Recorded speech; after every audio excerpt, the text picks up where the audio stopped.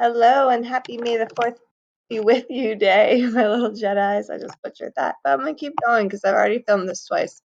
So today we're going to do some poetry and we're going to focus on the vocabulary first today, and then tomorrow I'm going to show you tone and mood in my video. Then tomorrow you'll do tone and mood on your own. But today we've got some good vocab words, so we're going to stick there and not go too quickly. All right, so say hello in your morning check-in today, and then watch this video as you are, and we're going to read my skeleton, and then you'll fill out this note catcher. This note catcher is one Miss Dalrymple uses, so this will be really good experience and practice for you guys for next year. All right, so I'm going to open up my skeleton and start reading this. I'm going to read it one time through, then I'm going to go in and kind of pick out some words that show the tone and give me a mood. So here we go. My skeleton, you who once ached with your own growing larger, are now each year imperceptibly smaller, lighter, absorbed by your own concentration. When I danced, you danced. When you broke, I. And so it was lying down, walking, climbing the tiring stairs, your jaws, my bread.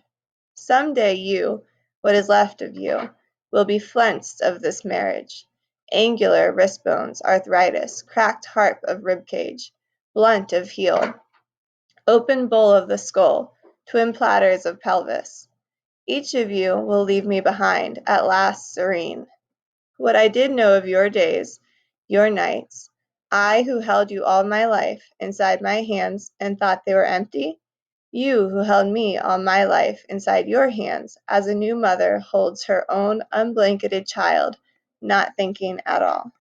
So this is a pretty tricky poem for us. This is one of the hardest ones I think that has been given to us in a while. But if you remember, what I say about poetry is that we don't have to understand the whole thing, and oftentimes poets write their poems so you don't understand the whole thing, but we can pick it apart. Do you hear Dawson sad in the background? I'm going to move because he's crying for me and it's kind of sad. I'm going to go over here. House tour. Okay. Yeah, guys. Teaching is great. All right, so let's check out the tone, right? That's what the author is making us feel by the word, I'm sorry, what the author feels based off the words that they're using. So right away, a lot of the feeling I get out of this poem is when it says things like ached. We don't do that. If something aches, it hurts. So that right there is good at showing the tone. Let's see what else. So being absorbed by your own concentration, if you're like absorbed with something, it kind of takes over your mind. You don't pay attention to much else. So I'm going to highlight that. When I danced, you danced. When you broke, I broke. This is kind of showing that they were a team. Let's see. Flensed is a good word that you're going to use in your vocab today. We'll keep going. Arthritis, if you know anyone who has arthritis, your hands get like kind of crippled and really injured. It's really painful. So that's another kind of painful word. Blunt makes me think of like getting hurt, like by a blunt object or blunt force. Let's see. Skull, and it's using bones obviously because we're talking about a skeleton. Serene here is a nice word though. This like serene is a happy feeling. So this one's a little bit different. I'll make this one green. What did I know of your days, your nights? I thought they were empty. That sounds sad again. You who held me all my life inside your hands as a new mother holds her unblanketed child, not thinking at all. All right, so I think the tone of this poem is kind of sad. And the reason I think that is because I can tell that the author is not the skeleton in this. The author is someone talking to their skeleton. So if you or and I were talking to our skeleton and using words like you who once ached and when I danced, you danced. When you broke, I. So it's saying like we're a team, we're working together. But then you start seeing like arthritis and tired and blunt, and you leave me behind right here. That's another good one. So I'm picturing, while I don't understand every single bit of this poem, I can see that the poet's trying to show like their heartbreak or their sadness with maybe getting older and leaving their body as they once knew it. Saying like, I held you inside my hands, I thought you were just empty. So like you and me, we take for granted our skeletons every day because luckily we're healthy and able to move and use them. But maybe once you get older and your skeleton doesn't work the way that it used to, we held on to that all our lives and we didn't even know we had it. That's what they said here. I thought my hands were empty. I didn't even realize that like right now with nothing in my hands, it's actually like full of everything because it's my skeleton. This is like how passionate the poet's being.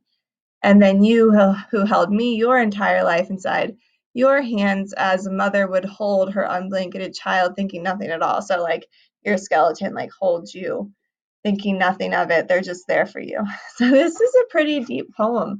I'm going to add in a comment just so you guys have it here that the tone of this poem is a bit sad. The author is missing. It's almost like they're missing their skeleton or like regretting taking for granted their skeleton their entire life and now is preparing for getting older.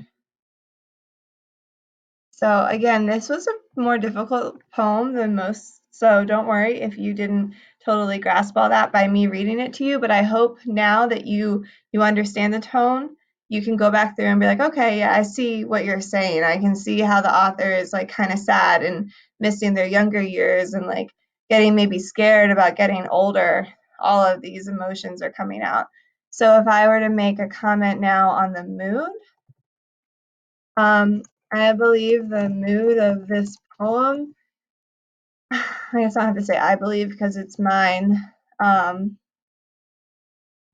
So I'll switch my wording here. After reading this poem, my mood is, I hate using the same word twice, like it's more than sad. My mood is compassionate. I feel for this poet as they age. This poem makes me a bit sad.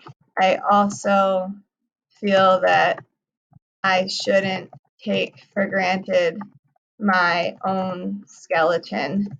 Maybe this poem can teach us something, right?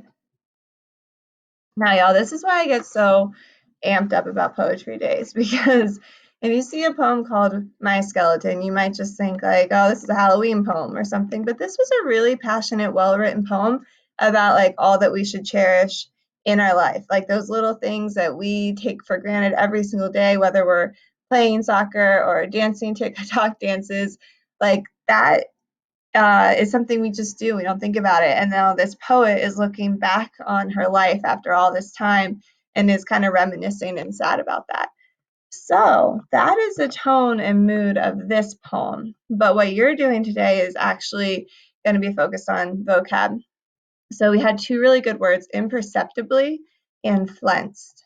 So your activity here, you would write or copy either way. I might even put them in there for you because I know there's a few of you that don't watch my video and then you won't know what to do. Let me see. Imperceptibly. Make it a little bigger. And then flensed is our other word. And now, like I said, Miss Dalrymple uses these vocabulary squares. So this is kind of giving you a little preview into middle school, a little bit of practice before you have to do it. Okay, so what you'll do is, it's pretty self-explanatory. You'll look up the definition for this word imperceptibly. You'll write it here. You will look for a synonym or make your own if you're clear on it and write it here. You'll look for an antonym, which means the opposite. Put it here, and then you'll use the word in a sentence and put it here. You do the same thing with flensed, and then that's it. You head back over to Canvas and you turn it in. All right? Hope you enjoyed our poem. I hope you enjoy Star Wars Day. I will see you guys tomorrow. I'll be on my Zoom call too if you need me. All right? Adios. Bye-bye.